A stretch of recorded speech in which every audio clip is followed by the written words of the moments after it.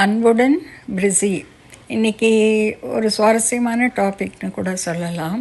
எதை பற்றினா, நாம் அணியும் செருப்பை வைக்கும் இடத்தை பற்றி, நாம் எங்கே கழட்டி வைக்கிறோம் அப்படிங்கிறத பற்றி. செருப்பு ரொம்ப தெய்வீக சக்தி வாய்ந்த புனிதமான ஒரு அணிகலன். அதை நம்ம தெய்வத்துக்கு இணையாக தான் அந்த செருப்புகளை ட்ரீட் பண்ணணும். ஏன்னா நாம் அணியிற செருப்பு பல இடங்களுக்கு போகிறது. நம்ம ரோட்டில் நடக்கும்போது பலவித எனர்ஜிகளை அந்த செருப்பு ஈர்த்து கொள்வது. எவ்வளோ பேர் தெரிஞ்சவங்க, தெரியாதவங்க, நல்லவங்க, கெட்டவங்க, மனசில் கோபத்தோடு இருப்பவங்க, சந்தோஷமாக போகிறவங்க, இப்படி பல பேர் ரோட்டில் நடக்கிறாங்க. அந்த எனர்ஜி எல்லாமே நம்ம செருப்பு தான் ஈர்த்து கொள்ளும். அதனால் நம்ம செய்ய வேண்டியது, நம்மளால் முடிஞ்சது நம்ம செய்ய வேண்டியது, நம்ம வாழ்க்கையில் எந்த பணத்தடங்களோ இல்லாமையோ காரிய தடங்கள் இல்லாமல் இருக்கிறதுக்கு நம்ம செருப்பை ஒரு புனிதமாக ட்ரீட் பண்ணி வச்சுக்கணும். அதுக்கு நம்ம செய்ய வேண்டியது என்னன்னா, எப்போவுமே ஒரு ஸ்டாண்டு வாசலில் நிறையா பேர் வைக்கிறாங்க. ஏன்னா இந்த காலகட்டத்தில் செருப்பு வைக்கிறதுக்குன்னு ஒரு இடம் கிடையாது. ஒரு ஸ்டாண்டில் தான் வைக்கணும்.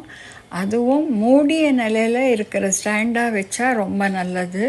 மூடிய நிலையில் இருந்தாலும் அதுக்கு நம்ம ஏதாவது ஃப்ரேக்ரன்ஸாக ஸ்ப்ரேஸ் எல்லாம் நிறையா இருக்குது, ஸ்ப்ரே பண்ணி வைக்கலாம். எல்லாத்தையும் மீறி ஒரு கிளாஸ் கண்டெய்னரில் உப்பு வைக்கணும். உப்பு வைக்கிறது மட்டும் இல்லை, தினம் அதை மாற்றவும் வேணும். பல இடத்துக்கு உலவும் இந்த செருப்பை நாம் தினம் தொடச்சி வச்சுக்கணும். ஏன்னாக்கா அதில் இருக்கிற நெகட்டிவிட்டி அவ்வளோ இருக்கும். பாசிட்டிவ் எவ்வளோ இருக்கோ, நெகட்டிவும் அந்த செருப்பில் அவ்வளோ இருக்கும். அதனால் நம்ம அந்த பழக்கம் எல்லாருக்குமே இருக்குது அப்படின்னு தான் நான் நினைக்கிறேன். ஸோ இல்லாதவங்களுக்கு தினமும் அந்த செருப்பாக இருந்தாலும் சரி, ஷூஸாக இருந்தாலும் சரி, நல்லா க்ளீன் பண்ணி வச்சுக்கோங்க. இன்னொரு விஷயம், நீங்கள் இப்போ உங்கள் வீட்டில் பல இடங்களில் அதை வச்சு ட்ரை பண்ணி பாருங்கள். எந்த இடத்துல வச்சா உங்களுக்கு அனுகூலமாக காரியம் நடக்கிறது அப்படின்னு கூட நீங்கள் ட்ரை பண்ணி பார்க்கலாம். ஆனால் மூடிய ஸ்டாண்டில் வைக்கிறது தான் நல்லது. ரெண்டாவதாக, செருப்பை எப்பவும் கட்டிலுக்கு அடியில் வைக்கவே வைக்காதீங்க. ஏன்னா அது டைரெக்டாக நம்மளுடைய சப்கான்ஷியஸ் மைண்டை போய் அடிக்கிறது. நாம் நாள் முழுக்க சாண்ட் பண்ணுவோம், அஃபர்மேஷன் சொல்லுவோம், நல்லது பண்ணுவோம், நல்லது நிறையா பூஜைகள் பண்ணுவோம். இது எல்லாமே நம்ம சப்கான்ஷியஸ் மைண்டுக்கு தானே போகிறது. அப்போது இந்த செருப்பை கட்டிலுக்கு அடியில் வைக்கும்போது அது டைரெக்டாக அதை ஹிட் பண்ணி அது எல்லாத்தையும் விரட்டி அடிச்சுடுறது. அடுத்தது குழந்தைகளுக்கு ஸ்கூல்லேருந்து வந்ததும் சில இப்போ ஈவன் க்ரோனப் சில்ட்ரன் கூட என்ன பண்ணுறாங்க, ஷூஸையோ செருப்பையோ கழட்டி வீசி மூளைக்கு ஒரு பக்கமாக அதை போட்டு வைப்பாங்க. அப்புறம் வீட்டில் இருக்கிற பெரியவங்க தான் அதை பார்த்து எங்கே வைக்கணுமோ அதை வைப்பாங்க. ஸோ டேபிளுக்கு அடியில், அதுவும் படிக்கிற டேபிள்னு உங்களுக்கு இருந்தால் அதுக்கு அடியில் தயவு செஞ்சு வச்சிடாதீங்க. கட்டிலுக்கு அடியிலையும் வச்சிடாதீங்க. ஏன்னா அது டைரெக்டாக சப்கான்ஷியஸ் மைண்டை அடிக்கிறது. இதை எல்லாத்தையும் மீறி இன்னொரு விஷயம் நான் கேள்விப்பட்டேன்.